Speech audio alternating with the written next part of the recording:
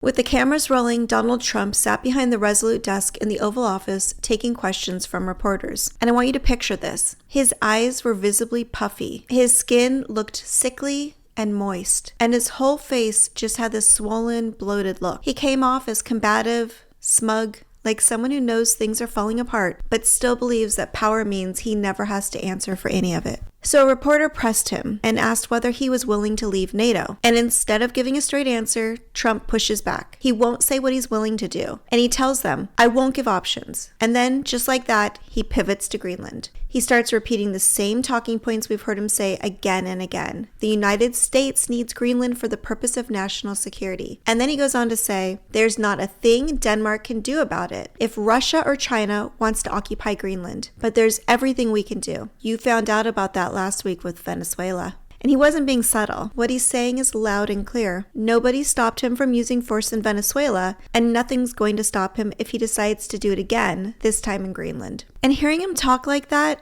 it keeps taking me back to something else. That interview he did with the New York Times. They asked him, specifically, are there any limits on his global power? And he said this. His exact words were, yeah, there is one thing, my own morality.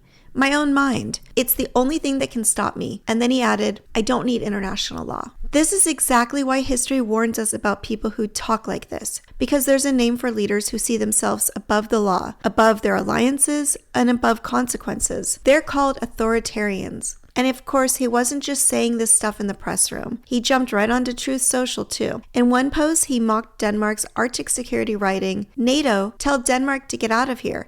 Now. 2 dog sleds won't do it. Only the USA can.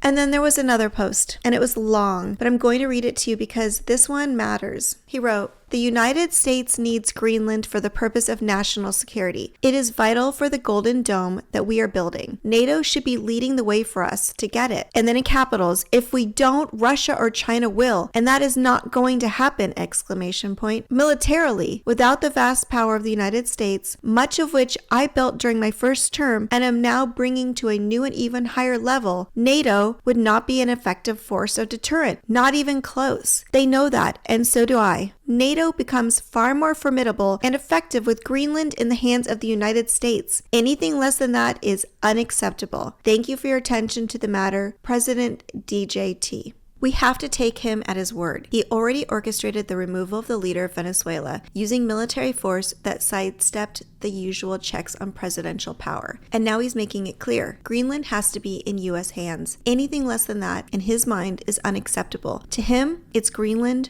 or else. But Greenland isn't some bargaining chip. It's an autonomous territory. It has its own people, its own culture, and its own voice. And that voice, it's been loud and clear. They don't want to be bought or absorbed or controlled by the United States. And frankly, they shouldn't have to keep saying it. Denmark and Greenland have been part of NATO since 1949. This isn't some dusty treaty sitting on a shelf. This alliance has saved lives. It has prevented wars, and it has kept peace across Europe for more than 75 years. It's kept peace here in the United States, too. And let's not forget, after 9/11, it was the United States that triggered Article 5 for the first and only time in NATO's history. And every single ally stood up, including Denmark. They're a small country, far away, with no obligation beyond that promise. But they showed up. They sent troops to fight alongside ours, and per capita, they lost more soldiers in Afghanistan than any other NATO country. They kept their word.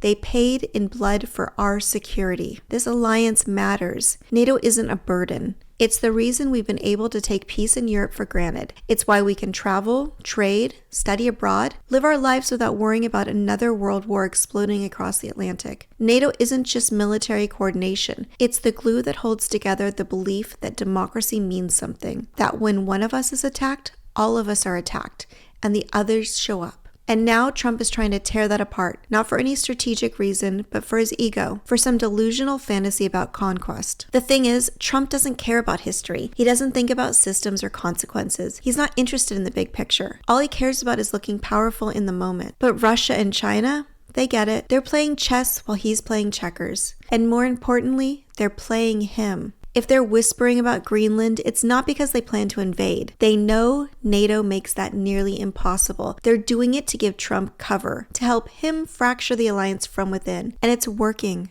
Russia has had the same goal in Europe for decades: weaken NATO. If NATO falls, Russia doesn't need to march into Greenland. They'll just keep chipping away at the edges of Eastern Europe, one country at a time, without any coordinated effort to stop them. That's why Putin invaded Ukraine, but not Poland. NATO is the line.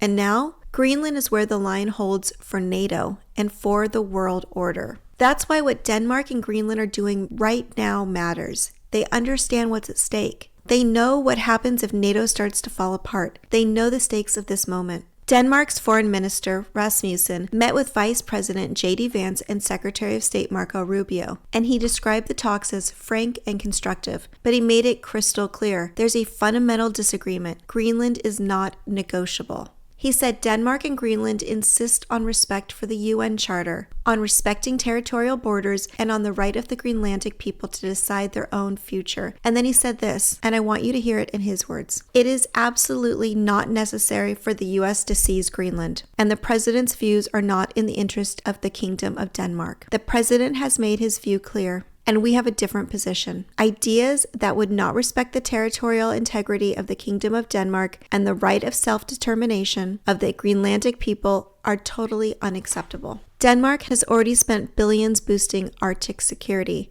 and just this week they announced they're expanding their military presence in Greenland. And they're not alone. France, Germany, Sweden, and many others are sending troops too. They're showing up, they're sending a message to Trump and to all of us in the United States. You don't get to tear this alliance apart without a fight. Greenland has said they're willing to continue to work with the US on shared security goals, but only on their terms. Not through threats, not through force, and certainly not through occupation. They're walking a fine line, trying to hold their ground without setting him off, because they know what happens if he feels provoked. They know what happens when someone like Trump gets embarrassed. They're trying not to poke the bear, because if they do, and he lashes out, it could start something nobody could stop. This is why resistance doesn't always look loud. It doesn't mean it's weak. It means people are afraid of triggering a collapse. And here at home, the American people get it. Poll after poll shows overwhelming opposition to using force to take Greenland. More than 70% of Americans, Democrats, Republicans, Independents, they all say this is a terrible idea. Even the idea of buying Greenland is deeply unpopular. And yet the Senate, they went the other way. They had a real chance to do something, to protect the Constitution and to act, and they choked. The War Powers Resolution would have forced Trump to get congressional approval before taking military action in Venezuela. It had bipartisan support. It was moving forward, and then Trump and his people applied pressure, and Senators Josh Hawley and Todd Young flipped. They reversed themselves. The final vote, 51-50, and Vice President J.D. Vance cast the tiebreaker to kill it. And just like that, the Senate gave away the most sacred power it holds, the power to decide when we go to war. Because two men got a phone call and couldn't hold the line. And I think they're counting on us being too distracted, too tired. I know I'm tired, too caught up in the destruction and chaos happening in Minnesota to notice. But we're paying attention. It's a lot, but we're not letting any of this slide. We haven't forgotten how this works. The president doesn't get to make these decisions alone. Congress doesn't get to hand over its power and just walk away. And Greenland, it doesn't belong to us or to him. We must keep the pressure on Congress. They need to be reminded every single day that they work for us. We elected them, and we are not okay with any of this. Greenland is holding the line, not just for themselves, but for NATO and for Europe, for every rule holding this world together. And now it's our turn. We have to decide, are we going to hold on too? And you might be wondering, is this fight even worth it? And yes, it is. Even when it feels heavy, even when it feels endless, it is still worth it. Because someday I'm going to sit here and I'm going to tell you a different story. One where we made it through. One where we stood by our allies. One where we didn't let an unfit president tear down a global alliance built on trust and sacrifice. One where we remembered who we are and acted like it. They'll be cheering in the streets. There will be the kind of joy we haven't felt in years. There will be healing. And yes, maybe most importantly, there will be accountability. They will not get away with this. And I wish I had all the answers. I wish I could tell you how this ends, or how long it'll take, or how hard it's going to get before this country remembers what it's supposed to stand for. But I do know this. If Greenland can hold the line, with all of the weight of the US government pressing down on them, then we can too. Because even now, even with everything going on, I still have hope for America, and I hope you do too. And if you made it this far, I'm trying to reach as many people as possible so they know exactly what's really happening. If you could take a moment, make sure you're subscribed to this channel, like this video, leave a comment. All of those things help the algorithm know to show this to more people. And to see all of my daily posts, you can find me on Substack. Just search for Heather Delaney Reese, and there's a direct link below. And no matter how dark the days get, I'll be here every single day. We'll get through this together, and we'll always have hope for America. I'll see you tomorrow.